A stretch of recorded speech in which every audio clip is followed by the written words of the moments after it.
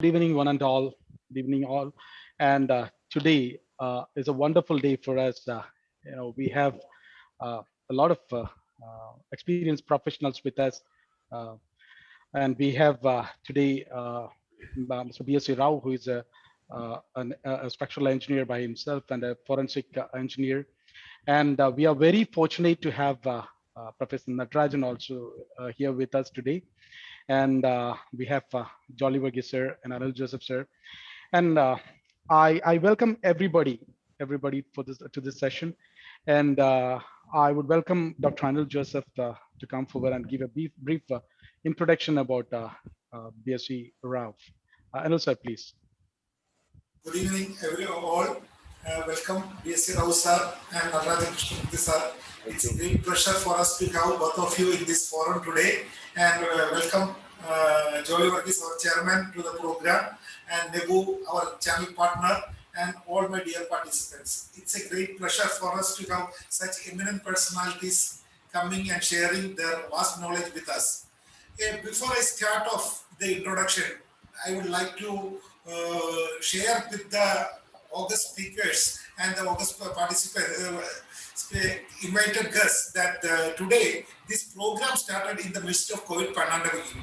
Once the construction site has all restarted and there were no laborers available, and most of the engineers were idling at site.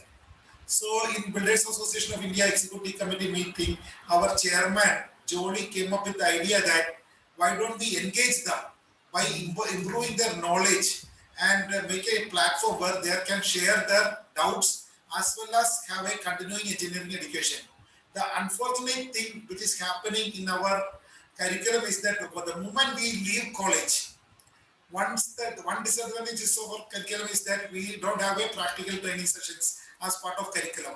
And the second disadvantage is that moment we leave college, we have never made it a compulsory activity to have continuing education. So whatever is there, we learn at site. And if you are constrained to one area, your knowledge is limited to that area.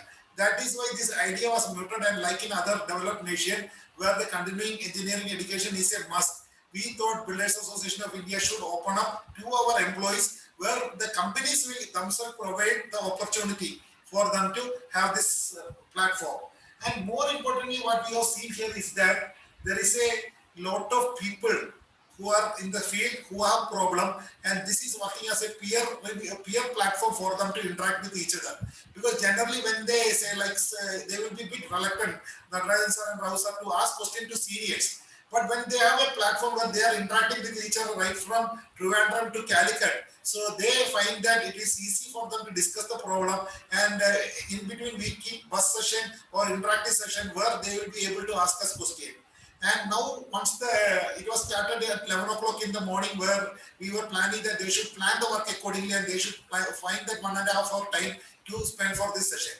Later on, we moved it to the evening because all the construction site has started and was busy. And from January onwards, we made it into 7:30 p.m. in the evening on every alternate Tuesdays. And this is the just briefing of the program.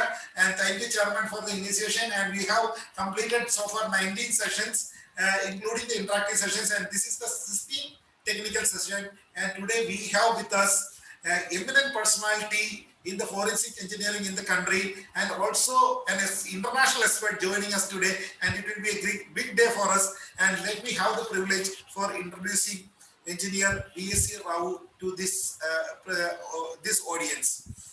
B.S.C. Rao is a highly qualified consulting civil engineer living in Bangalore with over 47 years of experience in the planning, designing, construction and management of large engineering, industrial and infrastructure projects, especially in mass rapid transit system, in which he has over 36 years of experience. That's quite a long experience, and there is a lot of data to be shared there.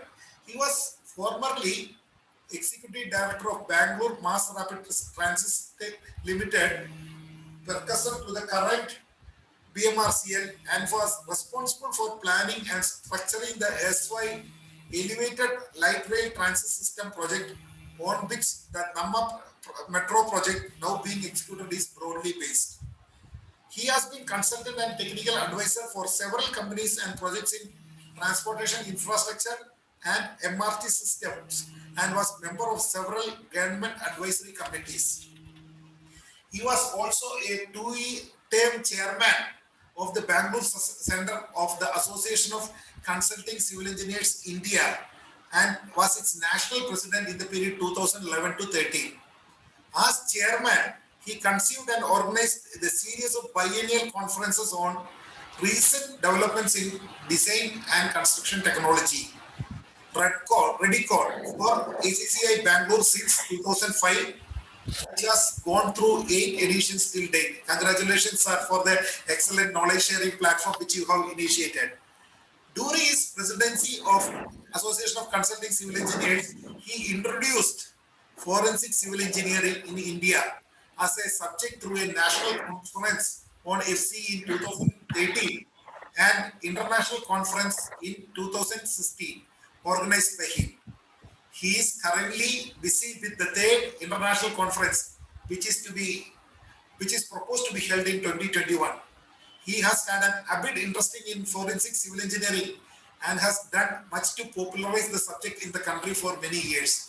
In fact, the forensic civil engineering is something an essential, and we say that the experience, failures are the stepping stone for experience, and we learn the most from the failures. And today we have a person, a national level personality who is going to present to us regarding the introduction to forensic civil engineering. And also we are very thankful to Natarajan sir joining so late for attending this program. Thank you very much, sir, for being with us. And now over to you, BSc Rao sir, for the session on introduction to forensic civil engineering. Thank you, Mr. Joseph, and thank you, Nebu Abraham, both of you for first of all inviting me to give this talk under the auspices of the Builders Association of India. I'm really truly grateful to both of you. Thank you very much, because this is one opportunity of getting in contact with a large number of people in different parts of India. And I'm particularly honored that Professor Natarajan Krishnamurthy is with us. He is a very senior man and a very much more experienced person who is joining us from Singapore. So welcome, sir, and thank you very much for joining us. Okay, actually, forensic civil engineering is a subject that has been of great interest to me for many, many years. Ever since I started my career way back in 1973, and I came in contact, or rather I was exposed to failure very close to home when one of the structures that I was actually reviewing failed after it was constructed. It was a big, cooling tower basin, which was, when it was loaded with water, it suddenly collapsed, or not collapsed, it cracked right through. And the cracks were all typical bending cracks, and it opened my eyes to what can happen if your design is not proper. And it's a very old story. It's more than 45 years old, but it opened my eyes to what can happen if your design is not good and material properties they are exceeded, and the structure just fails. So that started my interest in forensic civil engineering, and also the fact that just a few years before, there was the Tarbela Dam collapse, or rather Tarbela Dam failure, very serious failure in Pakistan, which again occurred for totally mysterious reasons. And that accident happened twice, one after the other, and which was also a very interesting accident that took place. And subsequently, the Westgate Bridge disaster in Australia. All of these things were about at the same time, and which really got me very, very deeply interested in failures as such. And I've been an avid student of study of failures from 1973 onwards. So when I became president, I thought we should introduce this subject in India, because very, very few people really knew anything about failure investigation and so on. So I'll now start my presentation with this. Okay, where is the share screen? Yes, here it is. Okay, has it come? Yes, sir. Okay, here we are. Okay, has it come full screen? Yes. Okay, is my voice okay? Perfect. Okay, thank you. Right. So good evening, everybody, and welcome. I hope you'll be able to get some idea of forensic civil engineering, which is a very, very vast and complex subject. So I'll first start with a very simple notice about copyright, because this particular presentation has taken me more than 3 months to prepare. And of course, all of the data is from public sources or open domain sources, but nevertheless, the arrangement is mine. So I'm a little possessive about it. And then I'll also give a disclaimer, which is that I am not a forensic civil engineer, but I am a civil engineer deeply interested in forensic engineering, as I just mentioned to you. And there are very many eminent and very experienced domain experts who can speak with much greater depth and detail, like Professor Krishnamurthy, who is with us this evening. The scope of the subject of forensic civil engineering is very vast. So my talk will be essentially an overview of some important aspects of FCE and introduction of several concepts. Owing to the paucity of time, I presume I can take about an hour and a quarter. Nebu? Yes, sir. 1 hour 15 minutes you can take it. Thank you. I've got about 104 slides. I'll try to rush through them. No, take it your space, sir. We are all ears to you. We want to hear it. It's an opportunity for us to learn a very interesting subject. Thank you. So anyway, I've actually removed quite a lot of the more theoretical aspects of investigation, and because this is a general audience and I didn't want to trouble them too much about the theoretical aspects, but I've just touched upon some of them. Okay, I do hope at the end of this talk you would have got a better idea of what FCE is and what its scope is and how complex it can be. Okay, this will be the structure of my presentation, starting with definition of forensic civil engineering, building failures in India, definition of failure, causes of failure, the process of FCE investigation. Now, there are two parts to this. One is the forensic civil engineer as an investigator, and part two will be the forensic civil engineer as an expert witness in a court of law. We'll see that. And then we'll talk about very briefly about the utility of forensic civil engineering. And we'll talk about very briefly again about forensic archaeology. And this is a question that I've added. I mean, these last second 10 and 11 I've added for this program, which is because of several questions that have been raised when I've given this talk earlier. Where people are curious to know, how do I become a forensic civil engineer and what are the job prospects for me? Because while this is a fascinating subject, people get interested and they want to know what the future holds. And lastly, a few concluding remarks. So we'll start with the definition of forensic civil engineering. In Roman times, criminal charge meant presenting the case before a group of public individuals in the forum. So both the person accused and the accuser would give speeches based on their sides of the story. They had to defend themselves. And the individual with the best argument and delivery would determine the outcome of the case, who is able to better present his particular case. So this is what this is imagination of what it might have been. So here you have the two opposing parties arguing before a group of people, peers, and then ultimately the group would decide who had given the better presentation and he would be the winner. So the word forensis comes from there. So the other picture of the same thing. The word forensic comes from the Latin word forensis, which means of or before the forum. The forum being the group of people that you just saw. This origin is the source of two modern usages of the word forensic, which is a form of legal evidence and a category of public presentation. So it's both the legal aspects of it as well as how you present it to the public. Medical doctors consider health to be the norm and disease the exception, and they become doctors by studying diseases. So they gain most of their knowledge from illnesses. If there were no diseases, you won't have doctors. So illness is what drives people to know how the human body reacts and how to repair and how to heal people. Similarly, engineers also consider standing structures the norm and structural failures the exception. And much can be learned from the study of failures.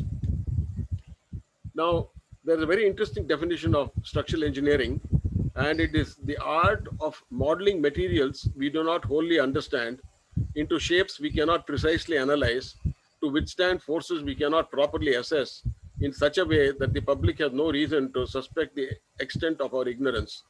So civil engineering is a very, very approximate science It's a very approximate science. And in the old days, when I was a student, for example, we only had slide rules to work with, which only gave you maybe at most 2 places of decimals in whatever calculations you did.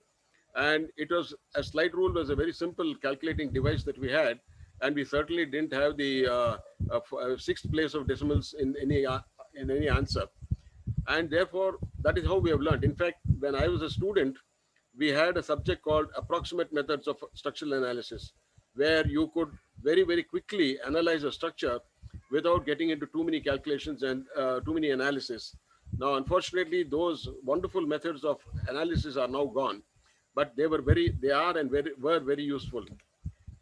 There is a great deal that we have learned from about materials, structures, and structural behavior, but there is very much more yet to learn.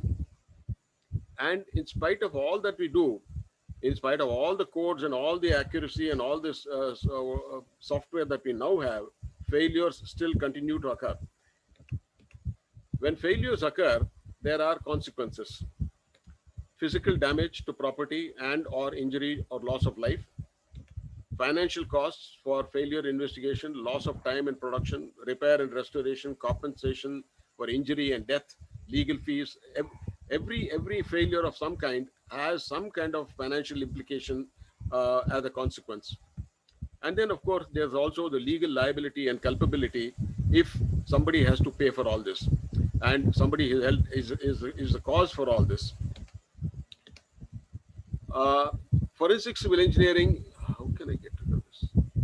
Okay. Forensic civil engineering may be explained as the application of the art and science of engineering to the investigation of materials, products, structures, or components that fail or do not operate or function as intended, or cause personal injury or damage to property. That is, the investigation of the physical causes of failures and accidents. The second part of it, which I mentioned earlier, is the legal aspect of it. Forensic engineering may also include the investigation of other sources of claims and litigations, preparation of engineering reports, testimony at hearings and trials, in administrative or judicial proceedings, and the rendition of advisory opinions to assist in the resolution of disputes affecting life and property. So whenever there's a failure, there's of course the physical cause of the failure, and then there's also the legal liability that ensues more often than not. So the engineer in the second case is called in as an expert witness. He has to give his expert opinion to the court of whatever is being presented and whatever is being argued. We'll see both of them a little later. In India, we have been having a continuing litany of building and structural failures with very, very depressing regularity. All over the world and in India, walls, buildings, bridges, dams, structures have been falling down with depressing regularity, with great loss of property, and very often with loss of many lives. In India, recently, India has witnessed a very large number of building and bridge collapses, especially bridge collapses. Bangalore had nearly 6 or 7 collapses of buildings under construction in just 2 months in 2013, when I organized the first forensic conference in Bangalore. In fact, one of the reasons why that conference got a tremendous amount of attention and participation from the public was because there were 2 buildings that collapsed within a week of each other, very close to the venue, which is Nims Convention Center in Bangalore. Now you see here, these headlines have become so common that we now just look at them and move on. So these are all familiar headlines that you see, and unfortunately, what happens is by these accidents and failures occur, and there's a lot of publicity given for a short time, and then it fades from public memory. And the people who are so-called suspended are quietly brought in back, and things continue as before. Now, bridge collapses have been a very interesting thing that have been happening with tremendous frequency. And this is just a representative sample of some of them. And here you find, I made a list of bridge collapses that have occurred over the last 8 years or 9 years now. And this is just again a sample. So these are all things that are happening over and over and over again. So what is it that we understand from this? That failures occur and they continue to occur, and nothing is really happening to change this unfortunate series of occurrences that's happening. Okay, between 2001 and 15, 7 people died per day in collapse of structures and buildings. Data from the National Crime Record Bureau indicates that 38,363 people lost their lives in 15 years between 2001 and 15. And most people lost their lives on collapse because of the collapse of residential houses. Unfortunately, for some reason, from 2015 onwards, the NCRB has stopped publishing these statistics. I wish they had continued. Now, this is just a representative sample of graphical representation of total collapse of structures and deaths by the number of structures. You see, for example, here, this 30,298 in just buildings alone between 2001 and 15. Okay, this is again just to show you that it's a very almost flat graph that you see here. So that means nothing much is changing and people are continuing to die year after year. Now we come to definition of failure. Structures and buildings fail all the time. But what do you mean by fail? Jack Janney defined 3 types of failure. One is structural distress, which is an impairment of the strength or load response of a structure, which may limit its use as intended. This is one. The second one is structural failure, which is the reduction of the capability of a structural system or component to such a degree that it cannot safely serve its intended purpose. And the third one, of course, is structural collapse, which is gross movement of major members or a significant portion of the structural system manifested by the creation of rubble from breakage of members themselves or elements supported by them. Now, just to show you pictures of how all of these are failures, if the paint flakes off or if there's leakage or there's tile, this issue of tiles, you will see in many new buildings which are coming up where the entire floor rises up and the tiles break up. And this again, you have seen corrosion of reinforcement. These are all failures and they all have a reason or many reasons. Again, these are all cracks that you see in plaster, you see cracks in walls. And then you have structural weakness where, for example, in this case, this thing has settled and the whole porch has actually collapsed, or not collapsed, it has sunk. Here you have differential sinking, and therefore you have differential settlement, therefore you have cracking of walls. Sometimes the building can collapse because of that. Then we have the famous Leaning Tower of Pisa, and then we have got a number of leaning towers of buildings in many cities. This happened very recently in Bangalore, and the building had to be demolished. And then if you don't give proper foundations and you've got a weak soil, then this is what happens. A brand new building just sinks to one side. Now, this is another interesting failure. The John Hancock Tower in Boston was known for a period after construction as a plywood palace because of a design flaw in the windows, which meant that they had to be replaced temporarily. All the glass sheets fell down, and they had to be replaced with plywood. So that is a failure. Again, why it has happened, you need to investigate. Then the Ladner Leisure Center in Vancouver, Canada was evacuated after large part of the facade fell down.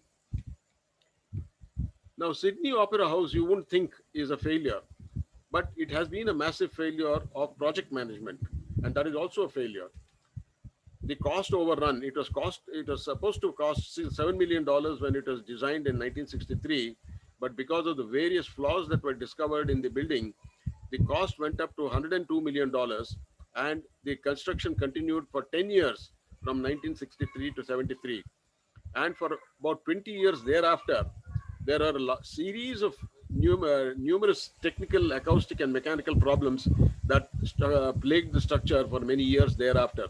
Now, of course, all of that has been set right, and we really don't know how much it will ultimately cost. But the cost overrun and the time that has taken is an indication of failure of project management. Then we can have partial collapse where one side of the building collapses. We have seen a number of these cases that have happened in recent times. In Bangalore itself, we have seen a few of those. And then, of course, ultimately, it is total collapse where the entire structure fails. The one on the right is the Kobe earthquake that happened. And then here you see one building which has fallen down during an earthquake. The reasons are many, but the structure has failed. Now here you see the dam that has failed. Okay, now we come to the causes of failure. The causes of failure are many. First and foremost and most important is human error. Ignorance, inexperience, incompetence, carelessness, mismanagement rather, miscommunication, bad coordination, negligence, and not least, greed and corruption, which really dominate in quite a lot of these cases. Initial assessment of requirements have not been properly assessed, or they have been inadequate or absent. That can cause later problems because the structure is unable to take the loads that actually come on them because of a bad assessment of requirements in the beginning. Design and drafting, an area which requires a lot of attention. And in fact, when I was working in Tata Consulting Engineers, this was something that was very intently emphasized, very strongly emphasized, to ensure that we had a proper quality assurance system, to ensure that the designs were properly made, and then that the designs were properly transferred to the drawings, and peer review becomes a very major issue. Subsequently, when I joined an American company, the systems that I had learned in Tata Consulting Engineers were far greater advanced, and we required to have 5 signatures from 5 different people before any drawing or design could be termed as accepted. Finally, by the quality assurance manager who oversaw the whole business. So quality assurance is a very big issue, and peer review is a very important requirement to ensure that design and drafting are properly done. Construction, of course, there are so many things that can go wrong. Bad practice, no supervision, again, no quality assurance or quality control. So these are and of course, bad practice is when you're careless. Then materials are substandard or insufficient. A lot of people cut material costs in order to cut costs, and therefore the structure becomes weak. In practice, you have overloading, misuse, alteration, lack of safety. In fact, one of the many things that have now been introduced is that when you design, especially industrial floors and so on, you are required to put a plaque or a notice on the floor to say what is the maximum permissible load that it's capable of taking. And that becomes very important in areas like factories, warehouses, and so on. So the quite often overload. In fact, there's a case I read about some 50 years ago, where there was an 8-story building that failed in a sequential collapse because the top floor was overloaded with newsprint paper, much more than the floor was designed, and the whole building came down. Then maintenance is improper, inadequate, absent. Of course, for all of these, you will have a large number of actual cases that one can learn from. Then force majeure. Of course, you have earthquakes, you have terrorism, you have natural events, all kinds of things. That is another cause for failure. And accidents, you have blasts, explosions, and so on. And lastly, age, deterioration. And if you don't take proper care, then a structure naturally deteriorates, and that can cause failure. But out of all this, what is interesting is that human error dominates the whole lot, and 92% of all failures are attributable to human error. Accidents and failures occur. That is an inescapable fact of life. There is always a cause or many causes for every failure. Edward Locard, a pioneer of forensic engineering, had made a very famous statement called "every contact leaves a trace." That means for everything that happens, you have a way of finding out what happened. It leaves a trace. Now, a failure has an immediate or proximate cause, the first cause because of which it failed. But behind that, there may be many underlying causes that led to the final failure. The immediate proximate cause can be said to be the last piece of load that broke the camel's back. So that is the approximate cause, but many underlying causes are maybe the camel was weak and you had not taken care of that. So there are many other underlying causes. But then ultimately, the forensic engineer needs to find out what are the root causes, that is the fundamental causes that cause the failure. The job of the forensic engineer is to find the root causes and understand how and why the failure occurred. We'll quickly go through the forensic civil engineering investigation process. We have a building that collapses. There's a building in China that just toppled over. In fact, if you go to the internet and you search for this picture, you got some very, very interesting analysis of what actually happened when this building just literally toppled over, slept over. Okay, the forensic civil engineer is brought in to investigate the failure after it has occurred. And he has now got to work backwards from what he sees in front of, I mean, what you see in front of you to find out what actually happened. So from the aftermath, he has to go back, work backwards to finding all the reasons why the failure occurred and to find the root causes. In this endeavor, the forensic engineer has two roles to play, which I mentioned earlier. One is as an investigator, and second thing as an expert witness or an advisor to a court of law. We'll see part one as the investigator. Ideally, the investigation will or should comprise of many sequential steps. First, the appointment of the forensic engineer. He must be competent, he must be knowledgeable and an experienced person so that he is able to conduct a proper investigation. And then you have, once he is appointed, his brief also must be very carefully worded and structured so that what you need to get, you get at the end of it. So there's a pre-investigation preliminary assessment, and an important part of this is that the site of the failure should not be disturbed. Unfortunately, what happens is when a building fails or a building collapses, for example, hundreds of people rush in order to, of course, with the natural anxiety of saving people. But in the process, what happens is the entire site is disturbed and it becomes very, very difficult for the forensic engineer to find out what actually happened and what were the causes that led to the failure. So detailed planning and of the sequence of investigative procedure is carried out by the forensic investigator. He determines what tests need to be done based on what he finds. And he also has to find out what information do we have or what information can we get. Now here it is not just one person. This requires the collective action or collective participation of a number of people. And in this case, too many cooks spoil the broth does not apply. In fact, the more the merrier, the larger the number of heads, the better you get ideas of further investigation or investigation routes. So then the investigator will have to describe, characterize, and define the failure. What kind of failure is it? So you will have to first make an assumption or rather a theory of what might have happened, and you have to define the failure.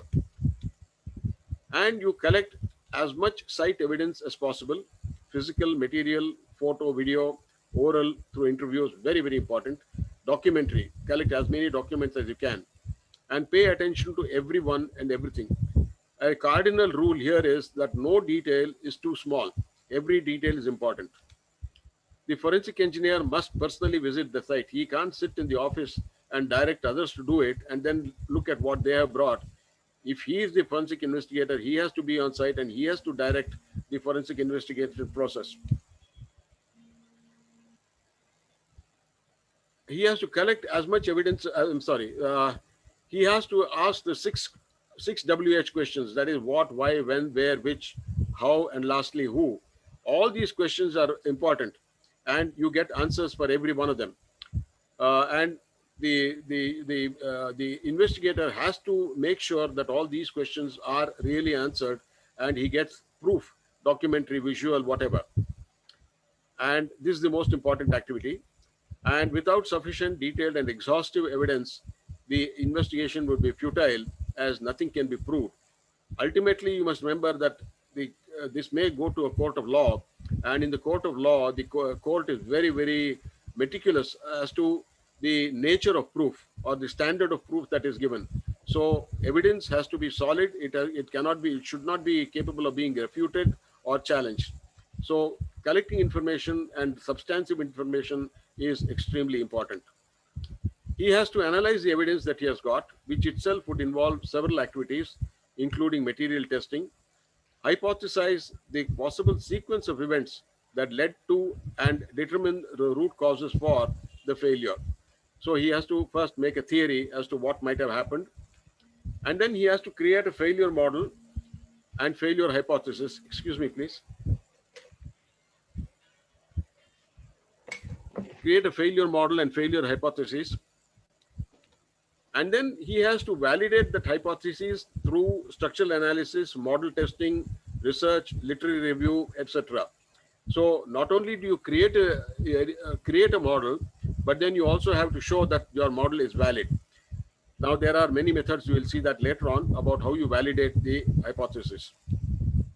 And then having done that, you arrive at a reasonable conclusion regarding the root causes of the failure that resulted in the failure. You must be able to prove this was the only reasonable way it could have happened. And for that, you must have solid evidence. Then you determine what is the further course of action. What now needs to be done? Is it repair, restoration, rehabilitation, retrofitting, or at the last resort, demolition? So depending on the nature of the failure and depending upon the amount of damage that has been caused, one of these various, they are all different incidentally, one of these courses of action will have to be taken up.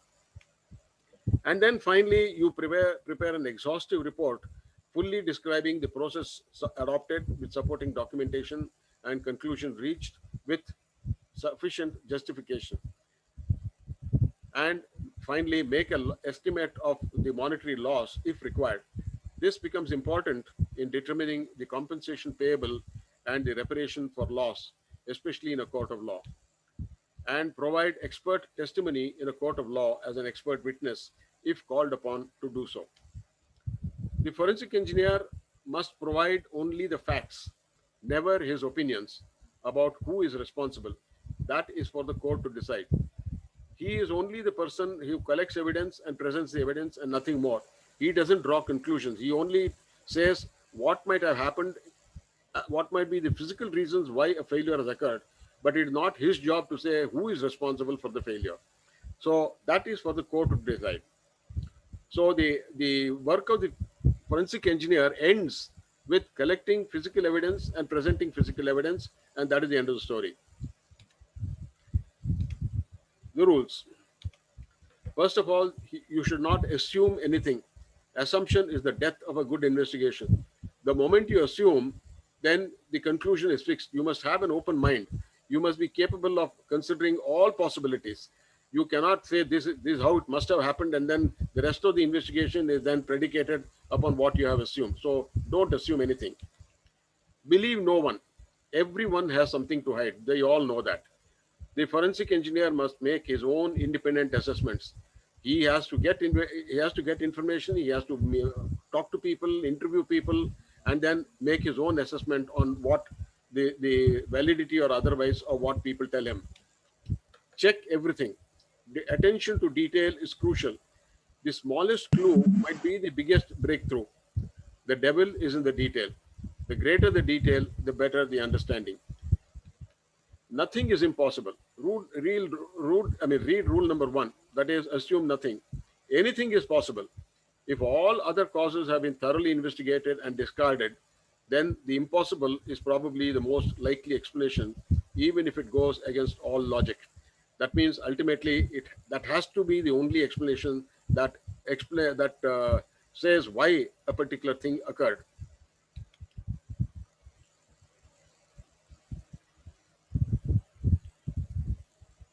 The reliability of forensic investigations depends on several factors.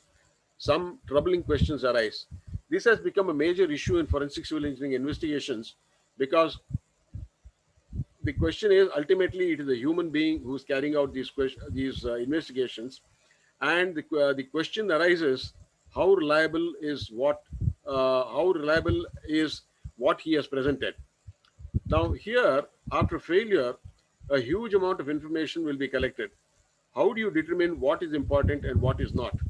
Now, what happens is sometimes in quite a lot of these cases, depending upon who you're working for and what kind of pressures are being you are being put under, sometimes you make selective choices of what is important and what is not. Which of them will lead to finding the causes? The next question is, who appoints a forensic engineer? What is his brief? As I said earlier, his brief must be very clear and very comprehensive so that you get the answers that you're looking for. Will or should the forensic investigator look beyond his brief?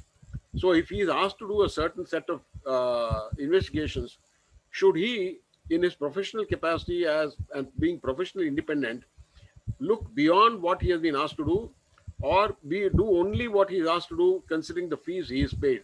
These are ethical questions that come into the picture, and it becomes very important to have, if you want to have an impartial investigation into the whole thing, to ensure that the forensic investigator has a free hand. But in real life, it doesn't work like that. In fact, what you have heard till now in the earlier slides is the ideal condition. But life is not ideal. Life is full of realities. And these are what you see in real life, where you are brought under pressure, you are brought under what you call threats, for example, or you are induced, monetary inducements are used, and so on. So the integrity of the forensic investigator becomes a matter of great importance. So, should he limit his investigation only to the extent of protecting his client's interest? What if the facts are inimical or contrary to the client's interest? So, there's an ethical question that comes here. Should he act professionally as an independent investigator, or should he be bound by what his client tells him and how much he is paid? These are very, very serious uh, uh, what you call ethical questions that come up in forensic investigations, and they are very what you call very troubling.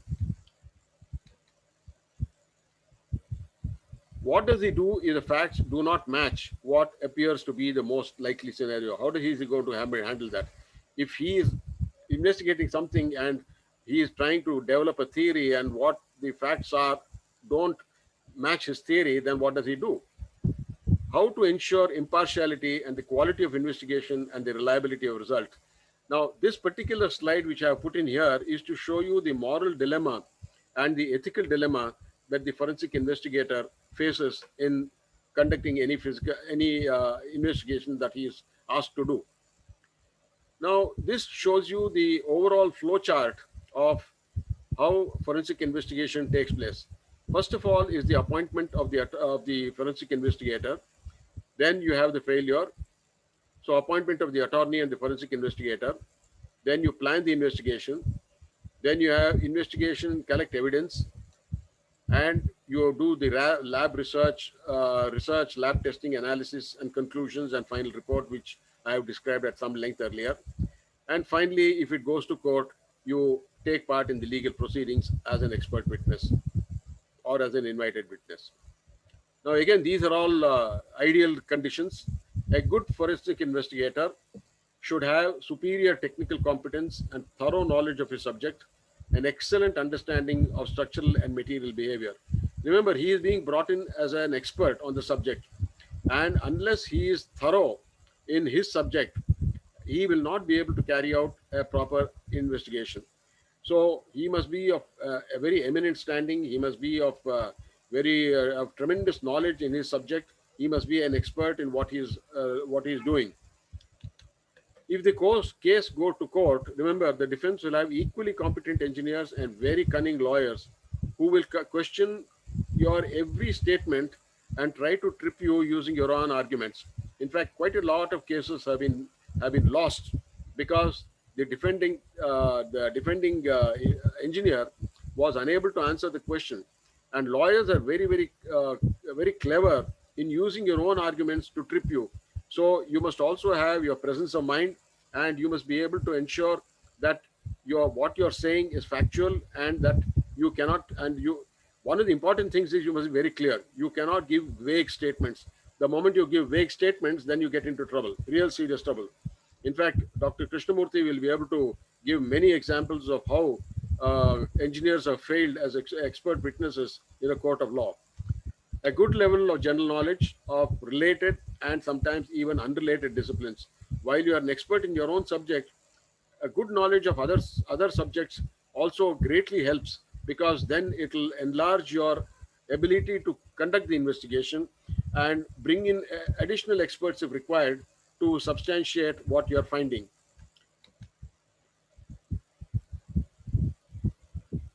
I'm sorry, something is happening here. Okay. And then he must be able to use effectively various tools and techniques, especially graphics, videos, charts, animations, models, simulations, etc. That means, in addition to being technically competent, you must also be, how shall I put it, a media person, in able to be able to explain what you're talking about to what you might call lay audience, a person, people who are not of the same level of knowledge as you have. Most often than not, you will find that people don't know what you're talking about, and it becomes very, very important to translate complex subjects into much simpler language and make it visual so that people understand what you're talking about. He must be fluent. He must be able to speak fluently, confident, and articulate with good communication skills. He must be able to present what he's talking about so that the other person understands and also is convinced about what he's saying as being correct. It is especially important for the forensic engineer to explain effectively complex technical matters in simple day-to-day language. And this is a skill that one acquires. And in fact, there is a very, very interesting, website called, I think it's called the Litigation Consultant. And if you go to the website, you will find dozens and dozens of, in fact, large number of manuals, large number of court cases where they teach you how to actually present forensic evidence in a court or to the public, and it is very, very interesting. It's something that you should try to visit if you can. Patience and perseverance, very, very important. You should never lose your nerve, and they'll put you under tremendous pressure to counteract what you're saying. And you must have your patience, you must have your perseverance, and you must have a very clear head at all times. And very important, you must have plain common sense and intuition. Intuition, of course, is inborn. Plain common sense is the most uncommon of senses. But if you have both of these in good measure, you're a blessed person. And lastly, honesty, impartiality, and ethical integrity. He should not take sides. And temptation is a very, very big problem, as you have just seen in the previous slide, where I talked about the ethical problems of being a forensic investigator. Now, all of these, as you see, are the ideal conditions, but life is not ideal. Tools and techniques for the forensic investigator. There are empirical methods. Empirical methods essentially cover physical testing of materials, either in the field or in the laboratory. And of course, quite all of you who are practicing civil engineers know most of these empirical methods of physical testing of materials. I will not go into that. I mean, for example, that's a very, very big subject by itself, and I will not get into that. Then we have destructive tests, lab tests, and you have semi-destructive tests, such as, for example, we have all these and many others. In fact, again, a concrete lab technician would be able to give you a lot more information. There are literally dozens of tests that you can do which are semi-destructive. And you have non-destructive tests. NDT is again a huge field. It's a massive field. And there are people who have concrete laboratories who have got literally dozens of tests that can be done. Quite in addition to which you have things like optical scanning, electron microscopy, X-ray diffraction, physical and chemical analysis, X-ray and gamma ray radiography, liquid penetration testing, depending on the material. Depending on the material, there are literally dozens of tests that can be used to carry out NDT, non-destructive tests on materials. And then we come to the theoretical methods. I've skipped that whole business of testing because that's a massive subject, massive field, and you can have probably 8 hours of discussions on just those subjects alone. Again, this is another area which is very big. Many modern, well-established and formal analytical tools, techniques, and procedures are available, which are commonly used to carry out forensic engineering and major accident investigations, which occur due to several and often interrelated causes. These methods can be used for different kinds of investigation. Complex accidents and failures may require use of more than one technique to get a complete picture of the nature, number, sequence, severity of underlying causes. So it's a very complex set of exercises that the forensic investigator has to do before he can come up with the causes for what happened. Now, we have basically two types of analysis. One is called the deductive analysis, or the bottom-up approach, or the top-down approach. And then we have the inductive analysis, which is the bottom-up approach. And of course, we have computer analysis and model building. We'll quickly go through some of these with a little more emphasis on And then after all the analysis is done, you create a hypothesis and you validate the hypothesis, as we have seen earlier. And out of these, we will basically talk about deductive inductive analysis very briefly, and also model building. Okay, now this is a very famous diagram called the Bota diagram. And what you have here is, this is the event. What you see in the middle, this is the event, the failure, for example. And we have what is known as the fault tree systems, which go to the left. That means from the event, you work backwards to find the root causes, as you see on the left side. Now that is the deductive or top-down event, top-down system, the top-down method that we use. Then we have another system called the inductive method, which is the bottom-up approach, which is where you have very number of causes, you have a number of consequences, and you take each of the causes and you work forwards, finding out for each cause what are the effects that you get. So, say for example, if you have a break in a particular component, what will that break lead to in terms of the operation of the system in which it is implanted? So you work backwards or you work forwards from a given cause to all the possible consequences that it might have. So this is known as the inductive approach or the bottom-up approach. We'll quickly go through both of them. Deductive analysis, top-down method, is also known as causal analysis. As we said earlier, every consequence has a cause. From the consequence, you come to the cause. That's what the approach is. Every cause must have both necessary and sufficient conditions. Every cause must be both necessary as well as sufficient. Now we are getting a little into theory, so I'm going to skip a little bit of the theory part of it. So a necessary condition is one in which the event cannot occur.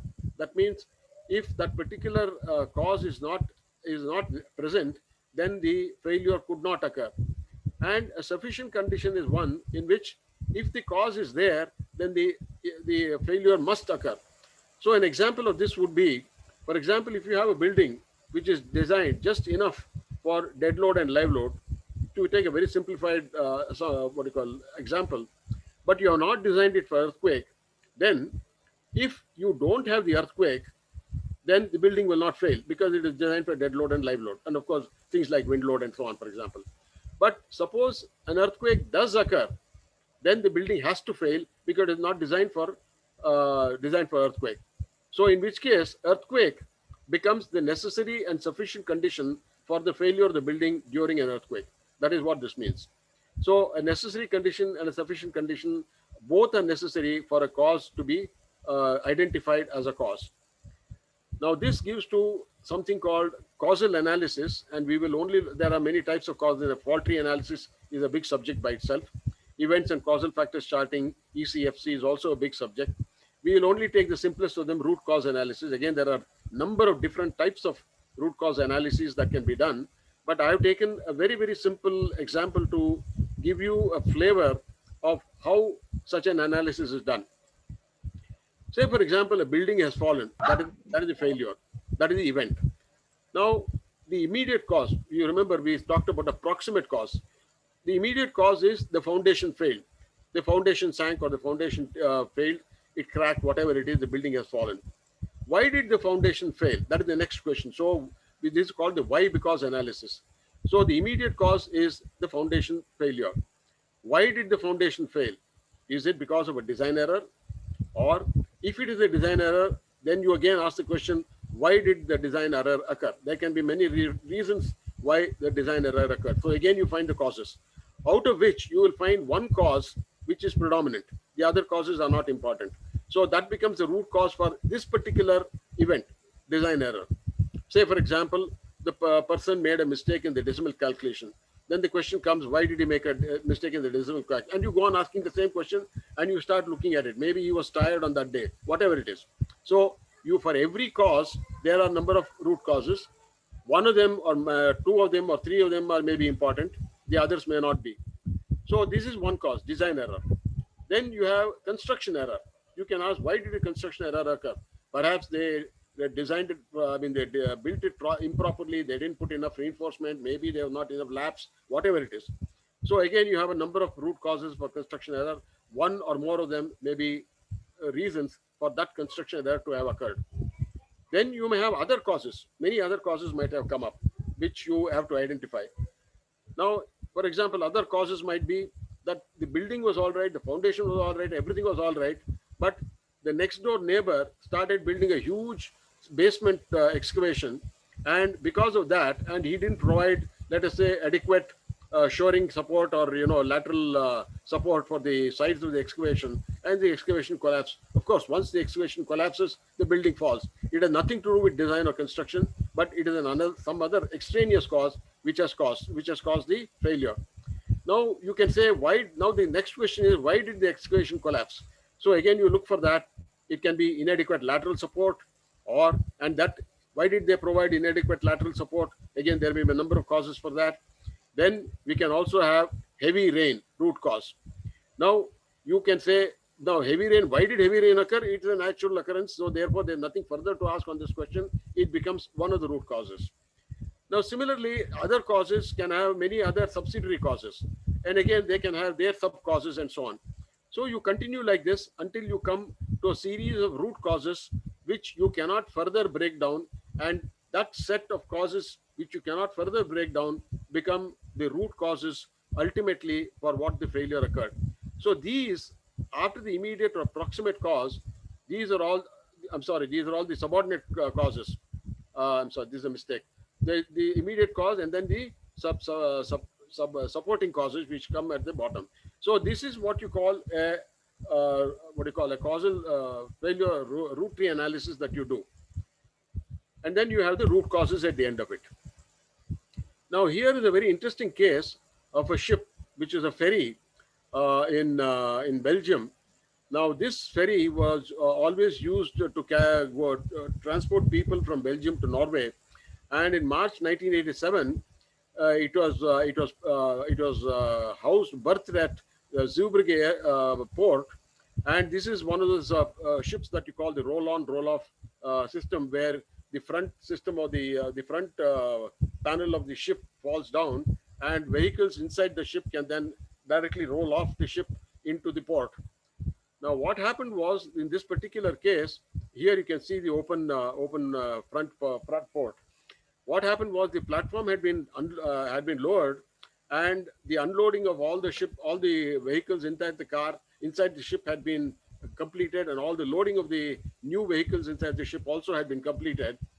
And the order was, and then the message came to the captain that all the procedures have been completed, and the harbor master confirmed that by tooting on the harbor signal to say loading is completed, unloading is completed, you are now free to leave.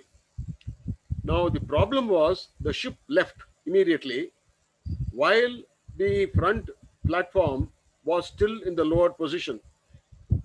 What happened was that the person who in charge, the sailor in charge of informing the captain that the platform had been raised, he was not aware that the captain did not know about it. Because the harbor master gave it, the captain started the ship, and this sailor who was there, did not communicate to the captain that the platform had to be raised, and it had not been raised. So the net result was that the front part of the ship was totally open to water, and it is lower than the water level. So as a result, in less than 5 minutes, water entered the hold, and the ship just turned over and sank into the water as you can see, quite close to the port, and 193 people died. And of course, this subsequently led to a tremendous revision in the port procedures and the ship procedures, and they brought in instant communication systems between all parties on a ship so that such a problem never occurred. Now, this is the partial failure investigation root tree analysis that was done for this thing, and this is just a part of it. Just to show you an example of what I pointed out earlier about how complex it can get. And the more complex it gets, the more number of branches that you get down. And it can take quite a long time before the root causes are analyzed. Now we have seen the root cause analysis. We'll quickly see what is the inductive or bottom-up analysis. Here we have a cause and we find all the possible consequences that that cause can produce. So an inductive analysis is made to predict what consequences might occur for any given cause. This becomes particularly important in the case of machinery and in the case of systems. For example, if you've got a rocket, a spacecraft that has to go up, then you have to ensure that every possible misoccurrence or every possible failure in any component does not lead to a failure of the whole system. So, in fact, this question of inductive analysis and all the several methods of analysis, both root tree as well as this, actually started from the US space program, and they owe their origin to the space investigations that were done. So this is to ensure safe practices and ensure that all possible consequences of any initiating event can be foreseen and provided for, to ensure that the failure of one particular thing does not lead to a calamitous failure of the whole system of what you call equipment. So this is to produce fail-safe systems and to imagine every possible failure that might occur in a particular given system. And it is used in safety, reliability, and resilience engineering. This is as important as the root cause analysis, but in a forward way. So this is to ensure that structures don't fail, and this also becomes important in structural systems too, to ensure that you don't make mistakes in your structural analysis, and you try to create a structure that will stand even if some failure does occur. So resilient engineering is now a major field in engineering. So this is designed for resilient structures and systems. So inductive methods, there are literally dozens of inductive methods, and if you do inductive analysis, if you type this search in the search engine, you will get literally dozens of them, and they're all very theoretical and some of them very complex. And as I told you, all of these, or almost all of them, have come as a consequence of the US space program. I think we have to thank them for inventing or developing all these various methods which are now available. And of course, they are highly automated, and they are very computer based, all of these, because no individual can do the kind of analysis and sub-analysis that is required in a short time. Then we have computer analysis. Of course, all of you are very familiar with computer systems. I'm not, again, this is another huge subject. There are so many different types of computer analysis that are available, and literally hundreds of programs are available. So I'm going to skip that, apart from just mentioning some of the names. Then we come finally to model building, where physical models are built. This becomes especially important in the case of presenting court evidence, and it also helps you to understand how a particular failure has occurred by actually simulating that failure in a physical model. And then it also helps in validation of hypotheses, and very helpful in code demonstrations. And one important part of this is it can be tested to destruction if it is required. Theoretical models, on the other hand, are very heavily dependent on computer methods.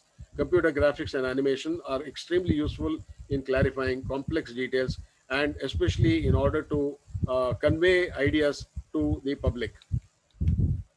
Now, creation of hypothesis after a detailed investigation with available facts, investigator constructs a reasonable hypothesis about the likely sequence of events that led to the failure.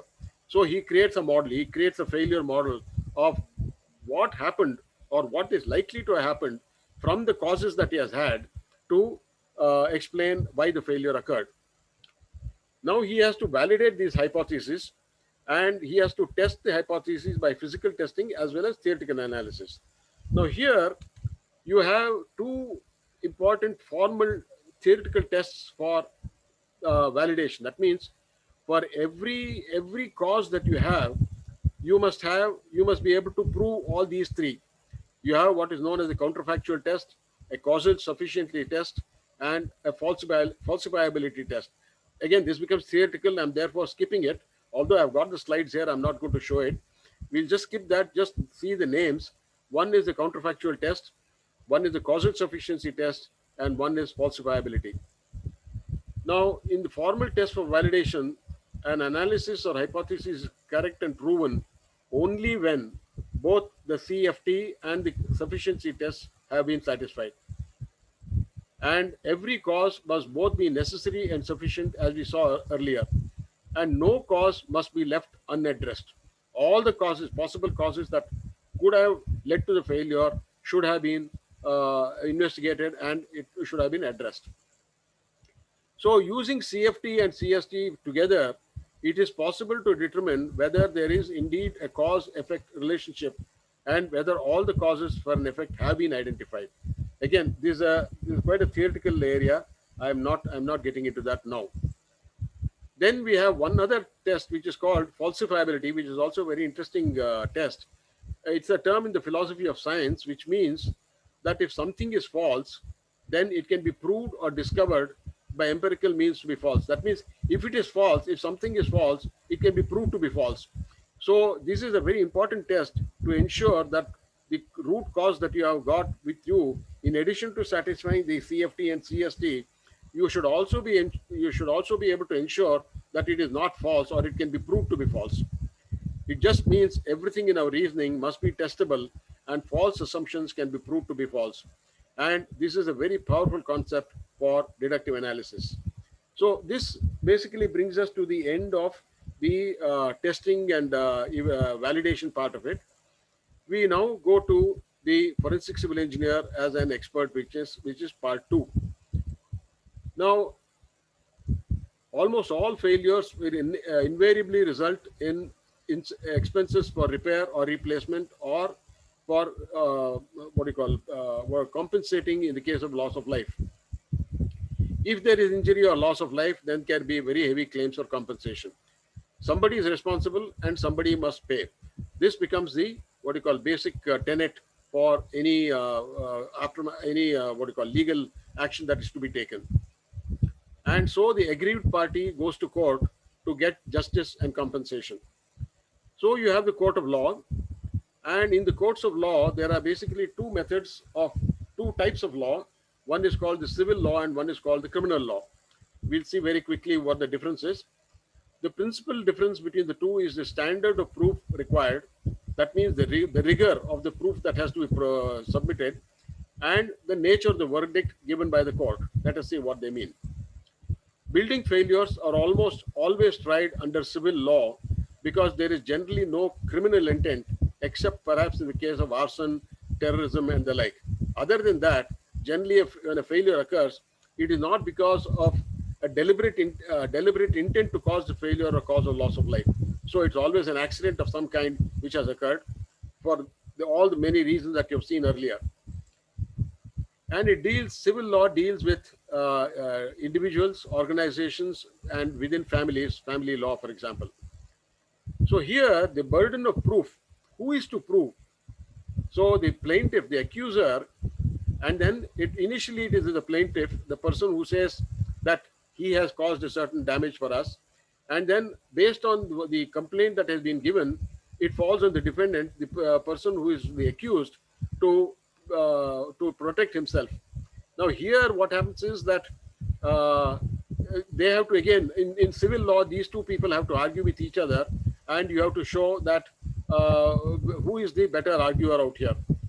So expert witness is the acceptability of evidence. We'll not talk about Daubert challenge. Again, that's a legal issue. I'll not talk about that now. Now here, the preponderance of evidence and the balance of probabilities is to show that the evidence provided is most likely to be correct and therefore acceptable. And it results in compensation or reparation for loss to be paid by the losing party. There is no incarceration, that is jail time, or execution of the loser. So it becomes primarily a monetary system where the judge, in the case of India, it's only a judge. In the case of Western systems, there will be a jury. They will evaluate the evidence that has been given and come to a conclusion of who is likely to be the more reasonable and correct in the arguments that have been presented, and give the judgment accordingly. And they also fix the amount of reparation or money that is payable to the party that has won. So, but here there is no jail time and there is certainly no execution of the loser. Now, in the case of criminal law, it deals with. I'm sorry. Here one more thing is that either party can appeal the verdict, which is what you see in all the courts that we have. That the moment the district court gives a district judge gives a thing, it goes to the what you call the high court, and then the high court to the Supreme Court, and so on and so forth. So the appeal, both of them can appeal. Now, criminal law, on the other hand, deals with crimes against the state or government under statutory and common law. Now, here, the burden of proof lies always with the state government, and it must be beyond a reasonable doubt. Now, here the famous thing that every witness, I mean, every defendant is innocent until proven guilty. That a maxim comes into play here, and the prosecution must always be able to present evidence that shows beyond a reasonable doubt that what he is submitting is correct. So this beyond a reasonable doubt got great prominence during the in the Perry Mason books that were a big rage in the early 60s and 70s. If found guilty, the defendant may be fined, jailed, or sometimes even executed. So criminal law does end up in jail or jail and fines, or in the worst case, it can be executed, as you see in the death sentences that are given. But here, only the defendant can appeal, the prosecution cannot. So if the prosecution loses the case, he loses the case, and the case is closed. So the court and judge or jury hears all the arguments of all the parties, weighs the evidence, determines who is guilty, what the punishment should be, and what is the reparation or compensation payable. By whom, to whom. An important duty of the forensic civil engineer is called upon to do is to appear as a court expert witness in a court of law.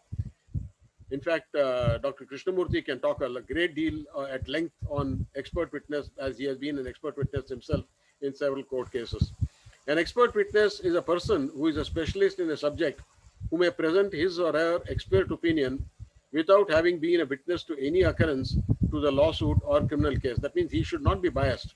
He cannot be a party of any of the people involved in a particular case, who can provide evidence acceptable to the court of his or her expertise, training, and special knowledge. He should be able to prove that he is competent and he is capable of giving the evidence that is necessary, and who is recognized and qualified by the court. In fact, this is again a very, very legal issue, qualified by the court, where you saw the one earlier where you had the term Daubert challenge. That is where the qualification of the expert can be called into question, and he has to prove himself. He may be the most eminent engineer in the world, but ultimately the court has to certify that he is qualified to give evidence in that court in that case. Even though he may have given evidence in a number of other cases and accepted by a number of other courts, that does not necessarily make him qualified by a given court for a given case in that court. So he is recognized and qualified as being competent to provide expert impartial opinion as required and instructed by the court. That means he must be independent, he must be competent, and he must act according to the directions of the court. Now, this is what an expert witness is supposed to do. Expert witness is one who has made the subject upon which he speaks a matter of particular study, practice, or observation, and must have a special knowledge of the subject. In order to bring material evidence, in order to bring evidence of witness as that of an expert, it has to be shown that he has made a special study of the subject or acquired a special experience therein, or in other words, he is skilled and has adequate knowledge of the subject. An expert is not a witness of fact. He should not be involved as a witness of what happened. He is only a witness of the evidence that he has collected, and his evidence is of an advisory nature. The duty of an expert witness is to furnish the judge with the necessary scientific criteria. He is an assistant to the judge. Remember, he is an assistant to the judge. He assists the judge in coming to a decision about the culpability or otherwise of the people concerned. The just duty of an expert witness is to furnish the judge with the necessary scientific criteria for testing the accuracy of the conclusions, so as to enable the judge to form his own independent judgment by the application of these criteria to the facts proved by the evidence of the case. That means he has to help the judge come to a conclusion based on the evidence that has been provided, by justifying the evidence that has been provided, so that the judge can make a clear and independent judgment on the basis of the facts that have been provided. The scientific opinion, the scientific opinions, scientific evidence, if intelligible, convincing, and tested, becomes a factor and often an important factor for consideration along with other evidence of the case. The credibility of such a witness depends on the reasons stated in support of his conclusions and the data and materials furnished on the basis form the basis of his conclusions. So he must be an expert in his subject, and he must be able to prove that what he is saying is true to the satisfaction of the judge and the jury and also of the opposing side.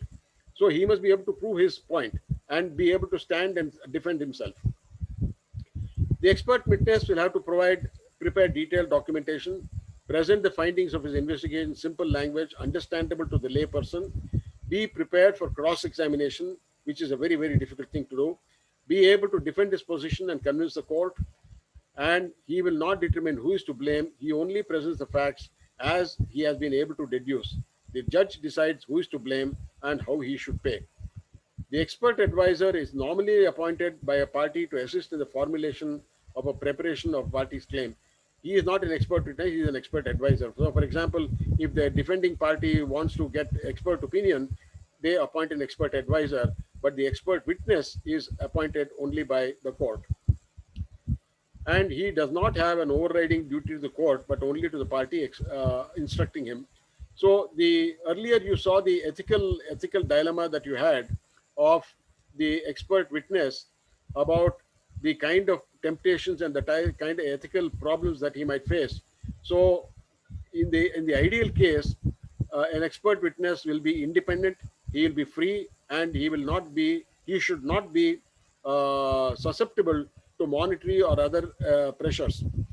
Whereas the expert advisor only acts according to the brief that the party hiring him has given him. So he does not have any duty to the court. He is only an advisor.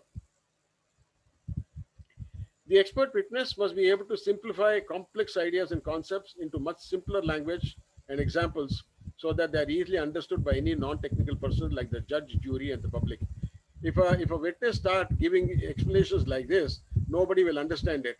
But if, on the other hand, he just produces a few simple slides or a few simple models or a few simple animations, then he becomes much more effective in being able to communicate what he is intending to say.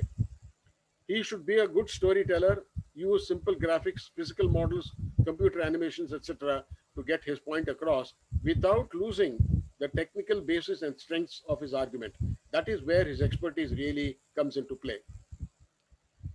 Every failure teaches us some very important lessons on why and how it happened, and sometimes gives us seminal insights into unexpected properties of materials and structural behavior and human behavior. These lessons have often led to overturning established theories and dogma, and theories being revised and building laws being revised. In fact, the development of structural engineering has been greatly enhanced and improved because of the study of failures of several major structures and buildings, which have subsequently found their way into the way analyses have been done, into the way building laws have been formulated, and in the way construction practices are being carried out. So failures actually have a tremendous impact on how designs are done and how construction is completed, so that we can live and work in a safer environment. In fact, this particular thing, it can be the subject of a series of seminars on how building failures have helped change building laws or understanding of building materials and behavior of structures and so on. In fact, the separate series of seminars on just failures and what they have taught us can be a very useful series that can be thought of. The great utility of forensic engineering is identifying potential causes of failures, and devising systems, methods, and details to prevent failure in the future. This is of particular importance in the fields of risk analysis, reliability engineering, and resilience engineering, all three of which are very, very major subjects in their own right. Okay, we come to the end of the program. We now have a very quick thing of forensic civil engineering in archaeology, and where forensic civil engineering techniques are used to uncover the secrets of how the ancient structures were built, and not really so much about how they failed. I mean, of course, how they failed, but more importantly, how they're standing even after thousands of years. So, how they have stood intact for centuries in spite of the ravages of nature is a mystery, and forensic civil engineering can help you to find out why all these structures, which are several thousand years old, are still standing in spite of earthquakes, in spite of typhoons, in spite of storms, in spite of all the vagaries of nature that we have. And here you have, for example, so many cases that we have seen in the recent past, and they have also found out to be, I mean, also important to find out how they have failed and how they can be repaired and restored. This is a very big subject by itself, and we have had, in fact, quite a few seminars in the last 1 year where this particular subject has been talked about and explained. Now I come towards the end of the program. Questions are often asked when I have given this talk: how do I become a forensic civil engineer? I will try to give you a very simple flow chart for this. One is, of course, path one is by gaining work experience. You have to have a minimum BTech or MTech degree in civil engineering. Then you join a good consulting firm which does forensic investigations as part of their work, and you work and gain practical experience during your work in forensic investigation techniques and practice. These are the best way right now that we have for any young engineer who wants to get to the field, to have a good degree in civil engineering, and then getting into a good consulting company and learning the job on the job. The second way, which is becoming more practical now in India also, is by getting a college degree in forensic engineering. What you see earlier, this case, was the only way you could do it till a few years ago, because there were no forensic civil engineering courses available in India. But one of the interesting things is that after the 2013 forensic conference, which I organized under the auspices of the Association of Consulting Civil Engineers, it opened the eyes of a large number of people, and I'm particularly gratified and happy that today there are at least eight institutions that offer courses in forensic civil engineering. So you can actually aspire to get a degree or a diploma in forensic civil engineering today in India over the last 8 years that this has happened. And I should mention here a particular word of thanks to my good friend, Professor Sunil Kute of the Pune Savitribai Institute of Technology in Pune, who was the first person, as far as I know, in India, who actually started an elective course in MTech in the Pune Savitribai University in Pune, by introducing an elective course in forensic civil engineering, using, of all things, the the conference proceedings of the first conference of forensic civil engineering in 2013. And he had quite a few students, but today there are at least 8 universities or institutions that offer courses in forensic civil engineering in India. So today it is possible for a young engineer to get a diploma or a degree in FCE. So you enter a college in university, or much better overseas, there are literally dozens of universities offering specialized courses of all kinds in forensic civil engineering overseas, if you can't get it in India, and get a bachelor's or master's degree in FCE.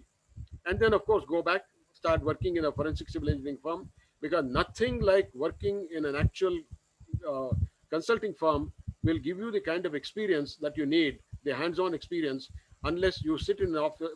What you learn in the college is theoretical. What you learn in a consulting firm is practical, and you need the former in order to get the latter. So work in a consulting firm and which does forensic investigation and gain practical experience. At present, there is no certification available for forensic engineers. In fact, there is no certification available for professional engineers itself. And we have been fighting for the last 25, 30 years with the government of India to allow professional engineers to be professionally certified like they do for doctors, for chartered accountants, and so on. But engineers do not have statutory protection today. And therefore, the question of certification for forensic civil engineers is still a long way off. Now, here you find a series of, in fact, I must thank Professor Sunil Kute, who had produced this for the 2016 conference when I requested him to prepare a paper on forensic education in India. And I've taken it from that paper. And now, right now, Gujarat Forensic Science University in Gandhinagar near Ahmedabad gives you a full MTech civil engineering course in forensic civil engineering comprising 4 years or 2 years. And Professor Kute's son has completed that. Then Savitribai Phule University, which is what I told you, they had opened an elective course. They were the first in India to do that. Then we have got another very interesting institution called the International Forensic Sciences Institute in the done by the government of Maharashtra. And they have several online short and long-term certificate courses in forensic civil engineering, which range from something like 25,000 to 75,000 rupees for a 2-week to, I think, 4-month course or something like that. You can actually Google this and you can get the entire brochure. Then you have got NIT Tiruchirappalli, Shastra University, University of Calicut, SRM University, and Northern Engineering College. These are the eight universities that I could find as of date where you can get forensic engineering diploma or degree. This was not available even 5 years ago. It has happened in the last few years only. Okay, now after that, after you finish that, you also never stop being a student. Continue to be a student all your life. Gain and enlarge your knowledge and experience by taking online courses, attending conferences, seminars, reading books and periodicals. Many are available free. And then, of course, joining professional associations and societies. I can't tell you how important this is because you get exposed to so many new ideas and they conduct so many webinars and conferences and programs that enlarge your knowledge and experience. So we have the Association of Consulting Civil Engineers, Indian Association of Structural Engineers, Indian Geotechnical Society, Institute of Bridge Engineers, International Association of Bridge and Structural Engineers, and so on. Of course, and the Institution of Engineers. All of them are professional institutions, and I would encourage all the young students, once they pass out of college, to join one of these institutions or more than one institution. I'm a member of almost all of them, except IGS. And it helps broaden your knowledge and broaden your vision and broaden your understanding. And then attend programs conducted by them. Now here you find these are the 3 conferences. The next conference is what I'm planning in 2021. I'm sorry, this is a brochure that was produced for 2020, but that had to be abandoned because of the COVID pandemic. But we are hoping to have this again through the ACCI in 2021, for God willing. Then we have these are two websites that one is a Facebook page which I have created, Forensic Civil Engineering. I'll encourage all of you to join it. You get a large number of very interesting posts out there. And then there's also a WhatsApp unit that I've started for forensic civil engineering, where you get details of not only building failures, but also notices of conferences and webinars on forensic civil engineering. Now, both of these are, you can certainly join them. There's no problem. Then we have, what is very interesting is that a large number of books on forensic civil engineering is available free on the internet. It's available free on the internet for you to download. And all of these are available free. And in fact, if you go to the internet and search for free books or free PDF cases, free PDF files for forensics, for failure analysis or forensic engineering, you will come across these. And if you don't get it, you can write to me. I'll be able to send you the links or even the books themselves. Okay.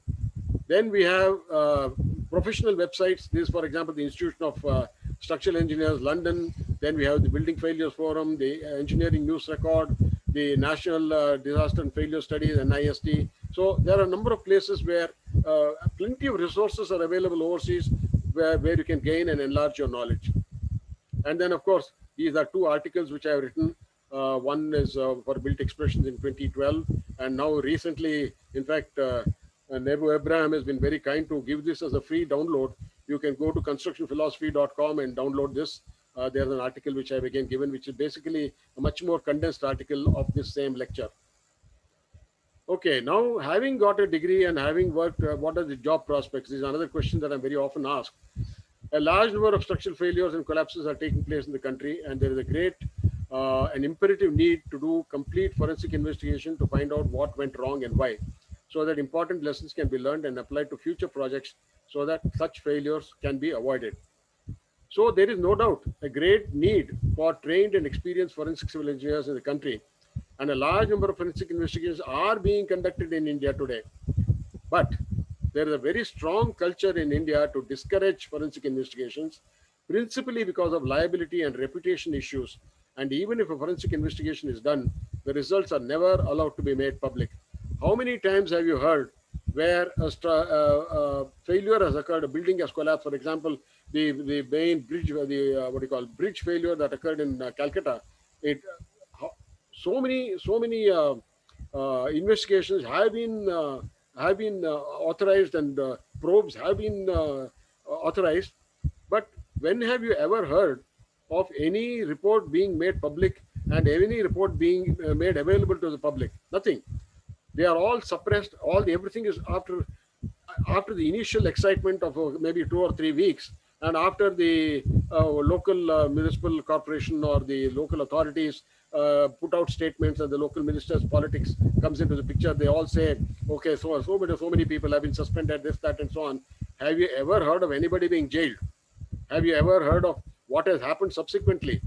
Everything is hushed up, everything is kept quiet. And this is unfortunately a culture in our country, whereas overseas, they are required by law in order to publish the results of the investigations, and there is a public inquiry that is done. And therefore, what happens is nobody can escape, and the law is very strict, and the law is very strong, and it is enforced. Unfortunately, we have all the laws in the world, but enforcement is almost non-existent, and that is the problem why there is a very strong culture to discourage forensic investigations. And therefore, there is an urgent and imperative need to change this mindset in both the people and the public and private sectors to allow forensic investigations to be made and also the results to be made public. And it's also necessary to statutorily recognize forensic civil engineering and forensic civil engineers. So that essentially brings me to the end of the program. What is it I've told you till now? Forensic engineering techniques enable to understand how high structures fail, how to design better structures, and also to understand the secrets of ancient and historical monuments. It is today a very important and recognized discipline in civil engineering worldwide, including within its scope a vast range of subjects. In India also, it's happy to say that this subject is now gaining more and more acceptance and more publicity. And thanks to webinars like this, more and more people are coming to know about the subject, which is a very happy development. Universities offer specialized courses in the subject overseas, and separate certifications are available. In the US, for example, there are at least 5 national level institutions and organizations devoted to forensic engineering, including the American Society of Civil Engineers, which has a separate forensic engineering division. Numerous conferences and seminars are actually held worldwide, and if you get a chance to attend them, please do, because each conference and each seminar, each speaker brings something new to the table, and it's a very learning experience for everybody. In India too, FCE is being recognized increasingly in academia and offered as an undergraduate, postgraduate course or a diploma course in several colleges, as you have just seen. Okay, so what is it I have left out? Failure cases. There, perhaps, as I said earlier, we can have a whole series of separate lectures and lessons learned from failures and greater understanding of structural behavior and design, regulatory requirements to prevent failure, code provisions and revision of failure and revision of codes, safety and reliability issues in FCE, repair, restoration, retrofitting, and rehabilitation. Lot of the webinars and seminars are being conducted on this, especially heritage structures.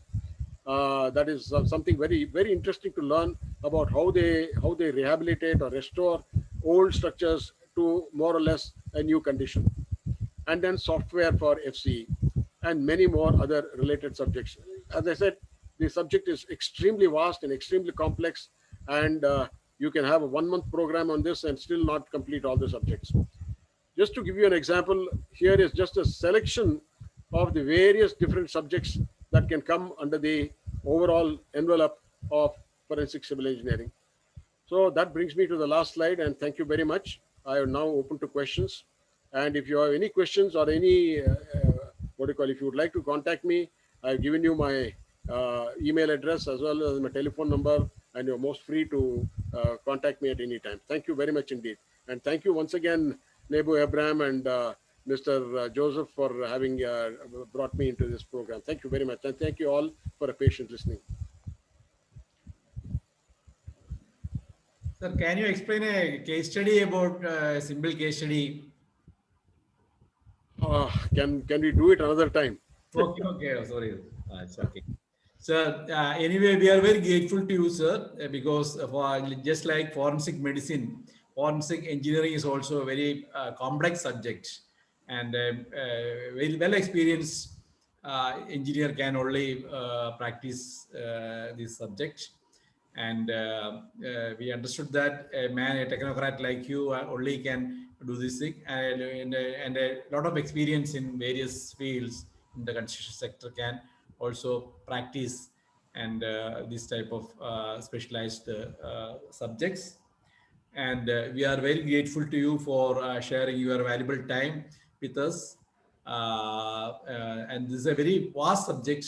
And within this 1 hour, I think we cannot explain all these things in detail.